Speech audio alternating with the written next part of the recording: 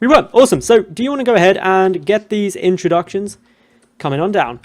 All right. In the bottom left spawn location here of Altazim's Stronghold, we have our blue Terran player spawning for Team Liquid. He is just one game away from claiming the lion's share of this $200 show match. It is Bunny. His opponent, spawning in the top right spawn locations for Team Acer, had a bit of a tough day so far, but he has the optimal spawn locations to try to swing the momentum back in his position in his show match. It is Nerchio.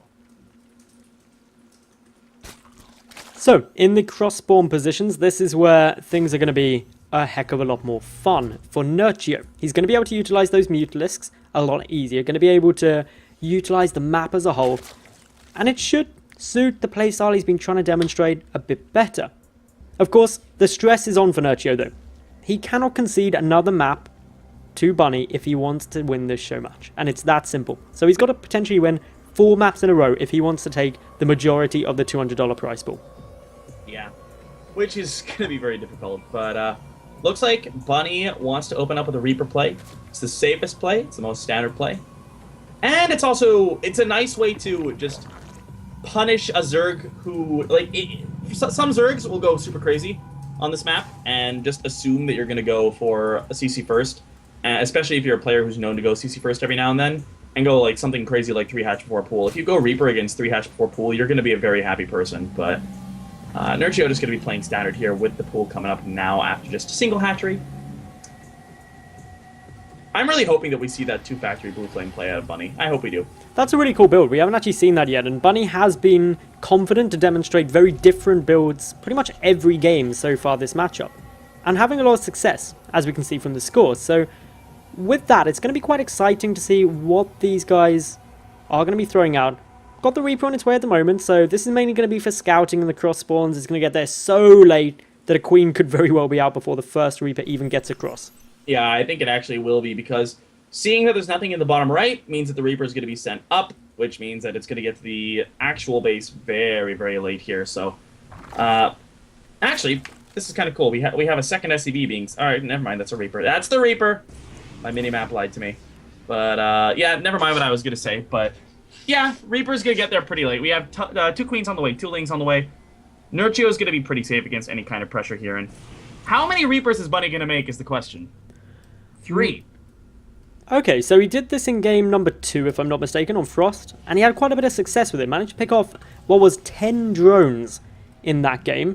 Nerchio didn't really have a response to it. The difference is, cross spawns on Outer Rim is miles apart, and that means even Reapers are going to take a heck of a long time to get there. Yeah, it's going to be kind of interesting to see if he can get as much done as he did on Frost here. 3rd Queen is on the way here from the main. First Reaper's going to pop on in, going to see the gas here, but again, that's not a particularly early gas, and that means that the Reapers are going to have a much larger window of time to be able to do damage without having to worry about any kind of speedling shenaniganry coming out to surround them. They're hiding themselves at the moment, waiting until the second one gets over. And there we go through. Nice little takedown. 1 drone goes down already. That's a good pick-off. Second one gets quite low. Just manages to sneak away. That's very, very close there. But the Reaper's still staying alive. He could lose one here, though.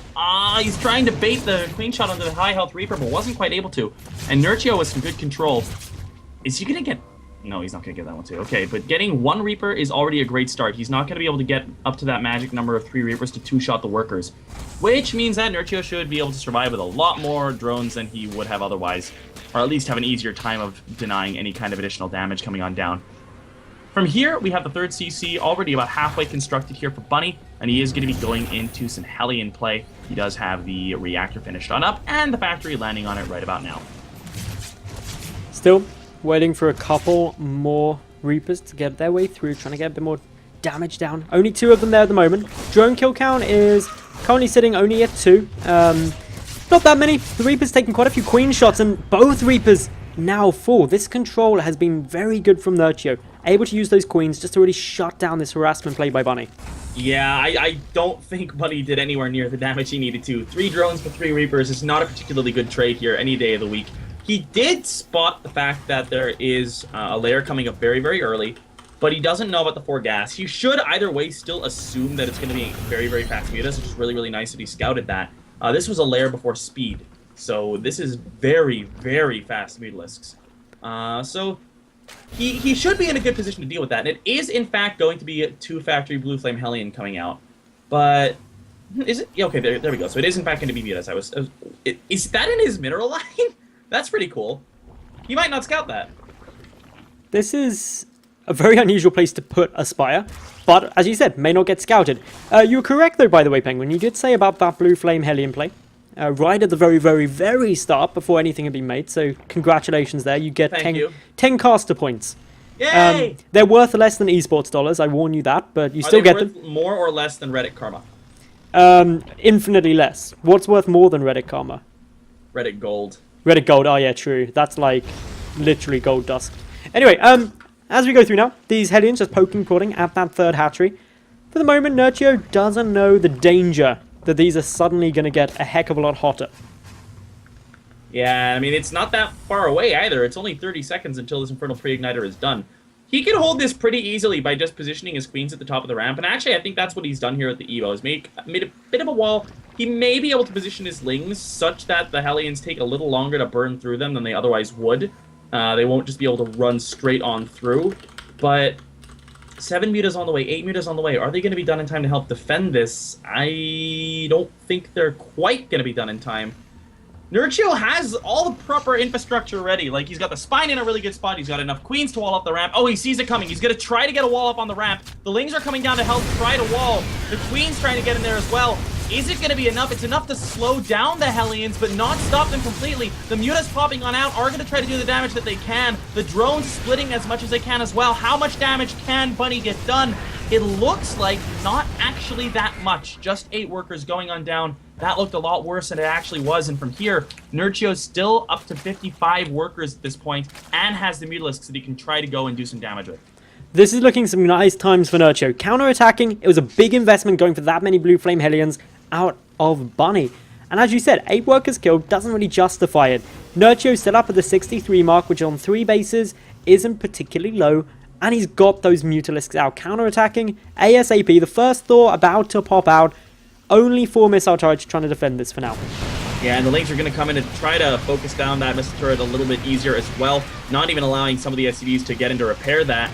And from here, there's not really that much anti-air until that Thor's out, which is going to be about now, but only 1 Thor is pretty easy to micro against with these mutas and just continue to juke and jive around it. Marines are taking some shots as well. Even a couple of these Hellbats going to go down. And from here, Nerchio can still try to poke around. There's only 1 Thor out, as we just mentioned. He's in a pretty nice spot here, killing off a couple of workers himself. 11 workers killed for Bunny, 6 killed for Nerchio, and looks like we're going to be seeing Biomech out of Bunny. He's got 4 Raxes, he's got 3 factories, so it is going to be Biomech out of him. How does Nerchio react to that? Well, he's got the Infestation pick coming down behind this. He's got the 1-1 melee upgrades, as well as that +1 air attack on its way out. His 4th base nearly established, and this is all looking pretty cool. So okay, I think Nerchio thinks this is mech. Yep. I assume he may want to go swarm hosts because he thinks he's playing against pure mech. The best way to deal with this would be actually as soon as he identifies that it's biomech, he should just go into Ling Muta Baneling with lots and lots and lots and lots and lots and lots and lots and lots and lots of Banelings. That's generally one of the ways that you see players play against this, and he's trying to do a lot of damage here. Focusing down some gas geysers is really nice. He's using his map control to his advantage, but from here he can't really do too much as there are enough Thors out to deal with this now. Baneling speed's on the way, more Lings on the way. I think he has identified now that it's biomech instead of pure mech. And this is obviously a big moment for Nerchio. He needs to know the difference straight away because the responses are going to be quite different in themselves. The Muta count is getting pretty high, up at 20 on the field already, and they're being very active out on the map, as we've seen previously, trying to find any avenue just to get a bit more damage down. The Thor count is only at 2, a couple of tanks coming out as well, so not that much in the way to try and stop these mutas. The missile turret count only at 3 as well, and with +1 these mutas in such a high count can do a lot of damage. He could actually pick off the armory here before that +1 finishes if he spots the positioning on it. He's in a prime position to go in and try to kill that if he knew it was there, but it doesn't look like he quite does. Is he going to come in? Yes, he's going to come in now. What does he try to focus? He is going to go for the arm. before that +1 can come anywhere close to finishing. Down it goes, even getting a couple of worker kills with the glaives. And there's not enough here to deal with these mutas. They're going to pick up a couple of Marines as well. Picks off the reconstructed armory as well. No cancel on that. And from here, Hive is on the way. 2-2 is on the way. +2 air attacks on the way. And that was really, really nice for him. And we see a lot of Banelings being morphed up 26 here to try to combat this mech force. Or biomech. So, Lings charging across the map. Now the Banelings morphing in.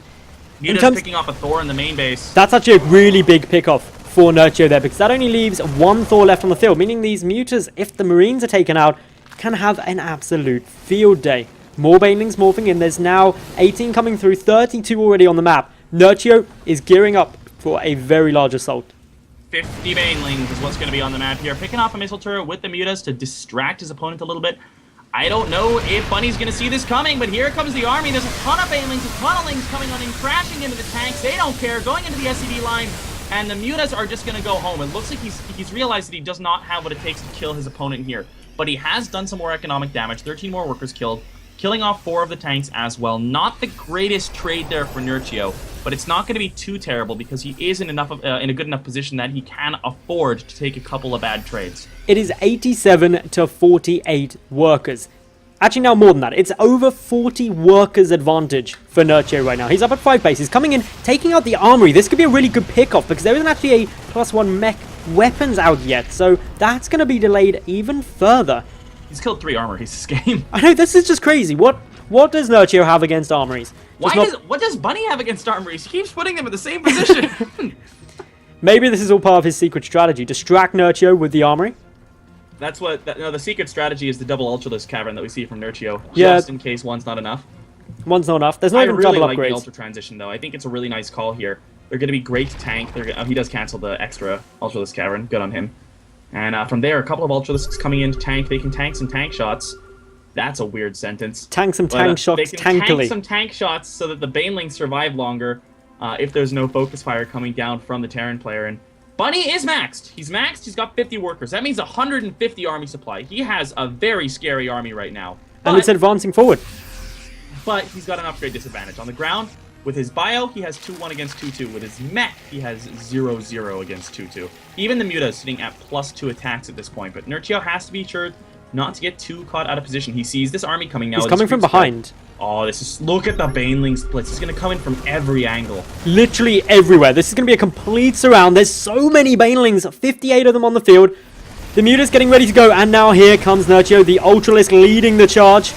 In come the Banelings though, and they are just streaming through multiple connections pretty much everywhere. Banelings, no matter where the Marines try and split to, there is just acidic death waiting for them. The Ultra doing a good job of tanking up those tank shots tankily, and Bunny knows he can't do anything. Nerchio takes the victory. Starting this level out, it's now 2 maps to 4, but Nerchio, he's still in a bit of a rough spot.